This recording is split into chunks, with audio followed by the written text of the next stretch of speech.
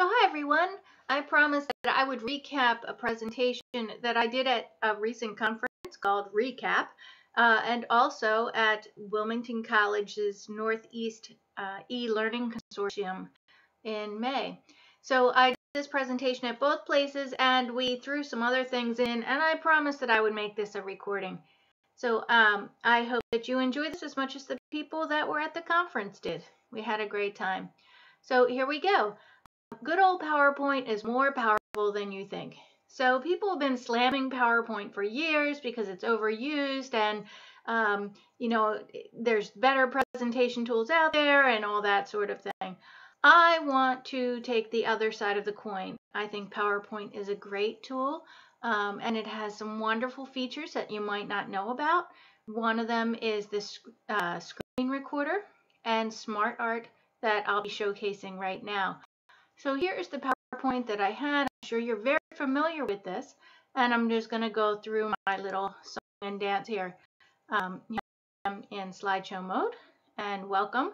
Now I want to tell you that the screen recorder is only available in the Windows version, Office 2016 or Office 365 for Windows. It's not available on the Mac side. However, SmartArt is available on both products. So why do we like PowerPoint? Okay, I like to associate it with the good old number 2 pencil. Why do we still like the number 2 pencil? It's really withstood the test of time. It's reliable. It's, something that you can find everywhere. You sharpen it, you know how much you have left. It usually has a good eraser, so if we make mistakes, we can go back and correct them with ease. So that's what I want you to think about. It is a simple tool, but it's all in how you use it. So I'd like to point out Henry Cole. He does the illustrations for A Nest for Celeste series, and he does his illustrations with nothing but a number 2 pencil. So it's not the tool, it's the technique. So I want you to think about using PowerPoint to its best advantage and not worry that everybody else slams it. It's a great tool. Okay, so to launch the screen recording, I had gone to the Insert ribbon and over here in the Media group, and I started the screen recorder. I get a toolbar that looks like this, and if I hover up at the top of my screen, here it is coming down because it is actively running. So this first one is the record, start and stop. And there's the recording timer that keeps a tab on the length of your recording. You can record the whole screen or just a certain portion. Right now I'm doing the whole screen. You can include the audio input, so I have a microphone plugged in. Or you could just do a silent type of thing or put music in the background or do the recording later. This records the pointer, so you see my pointer floating around. You can choose not to have that show if that would prove distracting for your audience.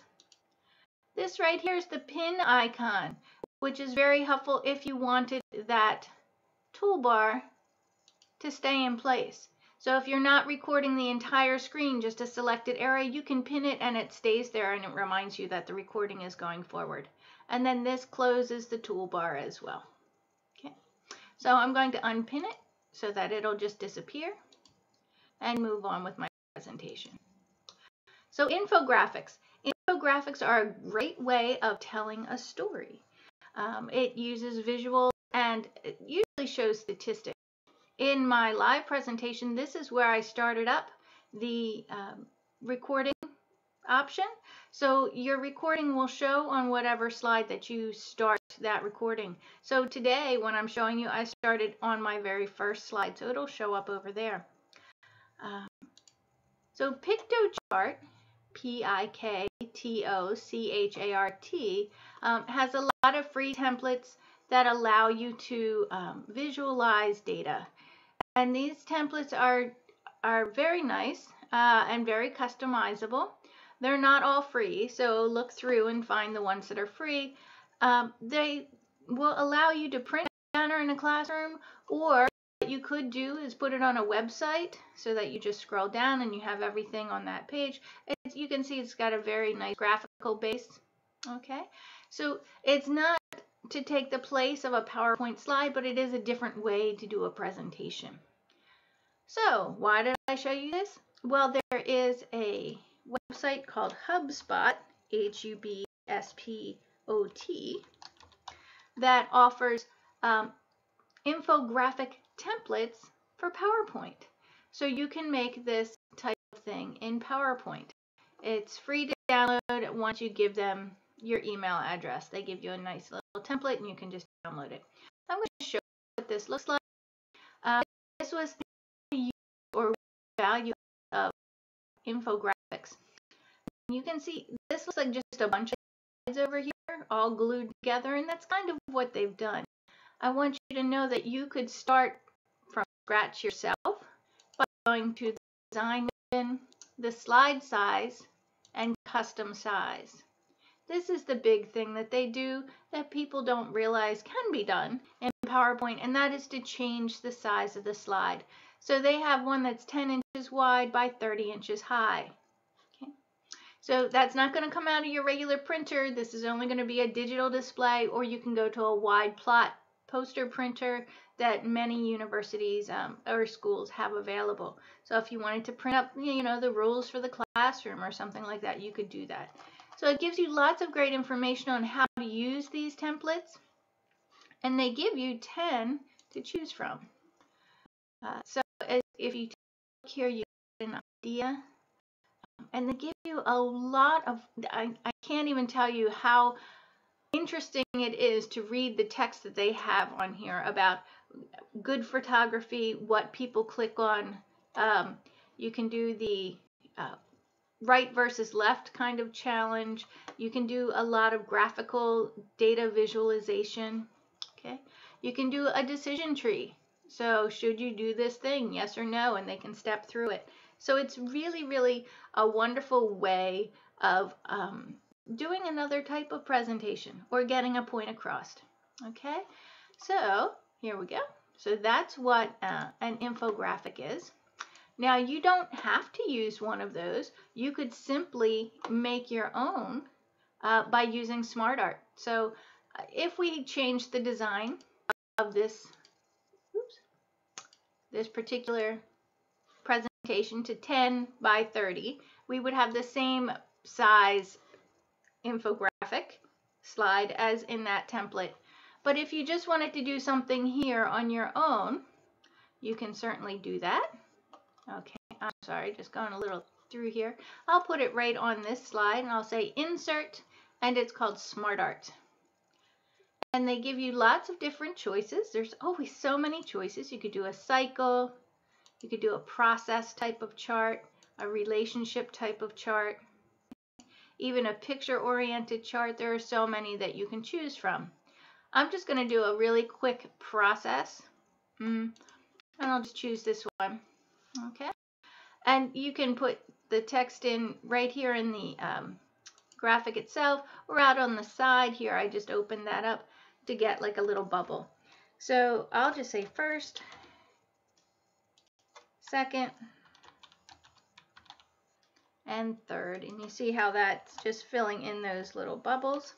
Depending on the graphic that you have, you can add another bubble, and maybe you see I indented, and then you have this sub list. Okay, so I'll do that again. I hit enter, and then I tab over to indent it.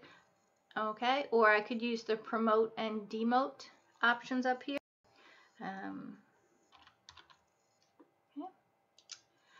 Let's say I wanted another bubble. If I just hit enter, I get another bubble. And just to show you the demote here, and I could type 4. Okay. If I was at this level and I hit enter, you'll see I'm still here, right? So if I wanted in a bubble, I would promote it, and that gives me another bubble. That's all there is to it. Now, you're going to want to keep this as simple as possible because you see this text is getting smaller. These are just touch points, just touch talking points. Okay, so let's say that we have this, right?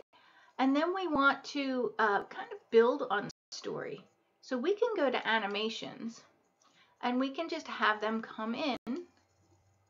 Okay, I used appear, and I'll change the effects options to be 1 by 1. And now I can build on this story. If I am in slideshow mode, okay, I'll go into slideshow mode, and you'll see as I click, here's the first, the points about the first, second.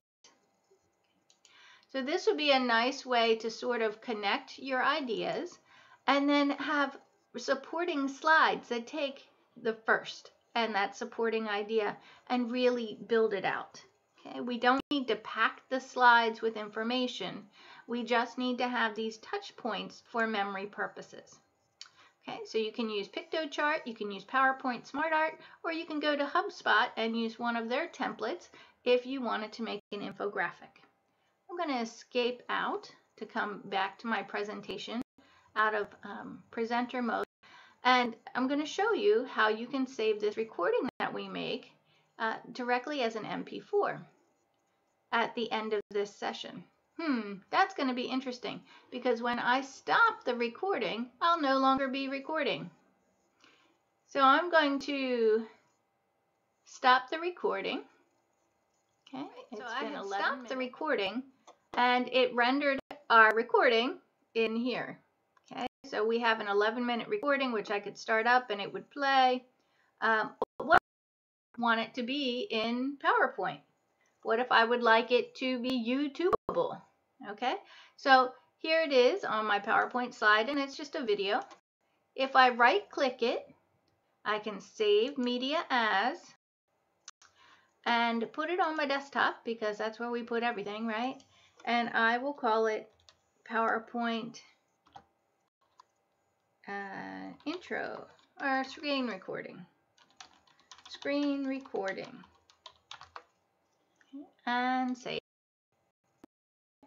So now this video is right here and it's available to go up to YouTube right now. I could put it right up to YouTube. So now there were just a couple other things I wanted to show you that I find very useful. And those are my notes in the notes pane. So if I go to any slide, and I've shown you the notes pane here, I have what I want to make sure I include to tell you when I get to this slide. So you might be used to that in presenter view. This is a great way though to make notes for your audience. Okay, if I go to the File menu and I choose Export, okay, rather than just print, I can choose Create Handout. So you've all seen the print with the lines next to it where people can make their own notes. By going to Export and Create Handouts, it will send it out to Word, Microsoft Word. Okay, and it'll take a moment to generate. I'm not sure how it's going to handle that new video in there. It should be a still image, but it'll generate a file in Word with my notes off to the side. I'll be honest, it takes everything, and I like to take about 10 minutes to sort of clean up my handout so that I only give the people what they need, and I'll show you how that looks. Okay, so the screen recorder is very confused, okay, because I'm exporting the handout and still recording. So I'll let it keep running, doing its thing. Let me show you what my handout would look like. You get the little thumbnails, and these are the notes that were in the notes pane. I got rid of some slides that I thought were superfluous that you didn't need, and I took the title and just put it in a text box and flipped it, which is very easy to do in Word. So if I went to the Home ribbon, and I'm just getting a little bit of processing conundrum here because it's still working on this one. I think it's really confused. I've never tried exporting while I've been doing a live recording, so that's good to know that it could be overtasking. but it's really no problem here to change that text direction. That's what I'm looking for. And because I have this compressed in here because I thought it would look better, it's not being easy for me to show you this. Okay. All right, so you get the idea though, that you could make this handout. It usually works just fine when you don't have the screen recorder going on at the same time that you're exporting. And I'm not finding that flipping, right? Oh, here it is. It's probably under the format here. Yeah, format. And then here's the text direction. So if I click on this and format, you'll see here it's a different text direction that we could do. Okay, so I rotated it 270 degrees, and that's why it was on its side. Now you probably also know then when you're done, you can just save this as a PDF file after you've gotten it formatted the way you want by changing the file type to PDF. And once that's rendered, it looks like this. And you can give this to students as a PDF handout to go along with the PowerPoint in class. So it has your notes, it has the big ideas, and you don't have to worry about them trying to write down everything from the slide because you know that they do want some help. But you can focus more on the concepts rather than being so heavy on the content, which is what we're trying to do in education nowadays, trying to help our students learn how to learn. So I hope this has been a helpful little guide to you. Sorry it's been a little longer than I had planned, but I hope that you do enjoy it and pass it along to other people. So I'm Sandy McVeigh, and I'm getting ready to just sign off here, and I hope you have a great day.